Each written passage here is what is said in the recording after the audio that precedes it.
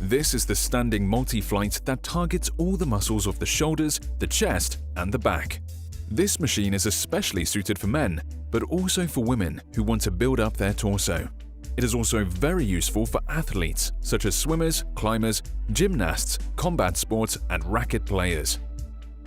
Compared to dumbbells, the standing multi-flight offers many advantages that render the training of the shoulders, chest, and back both more productive for the muscles and less risky for the joints. It is due to the fact that the direction of the resistance of the machine comes laterally, which is exactly what is needed to train the deltoids properly. To work this muscle with shoulder raised, the resistance must come from each side rather than down as it does with dumbbells.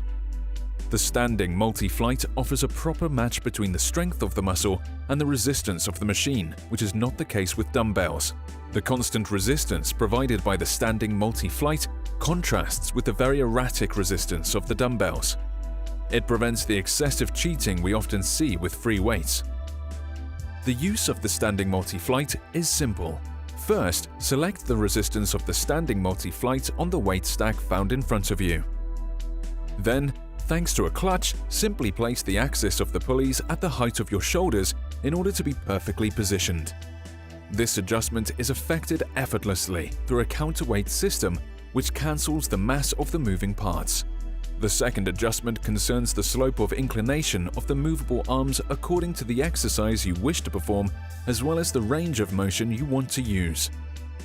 After setting up the standing multi-flight, climb onto the platform of the machine. Use one or both arms according to the movement you wish to perform. Lower both arms of the standing multi-flight to the maximum. Standing up, facing one of the arms of the machine, it is possible to train the front part of the deltoid. With the machine on your right, raise your right arm up in the air. This is a unilateral exercise. It is therefore necessary to work one shoulder, then the other, without pausing after making a U-turn on the machine. Lower both arms of the standing multi-flight to the maximum. Standing up, with the machine in front of you, raise both arms sideways to recruit the lateral part of the shoulders. It is possible to train both arms at the same time, but the exercise can also be performed one arm at a time to better isolate the contraction of the shoulder. In unilateral fashion, do not take any break in between the arms or in between sets. Lower both arms of the standing multi-flight to the maximum. Lean forward with the forehead on the central pad of the machine. Raise both arms laterally to work the rear shoulders.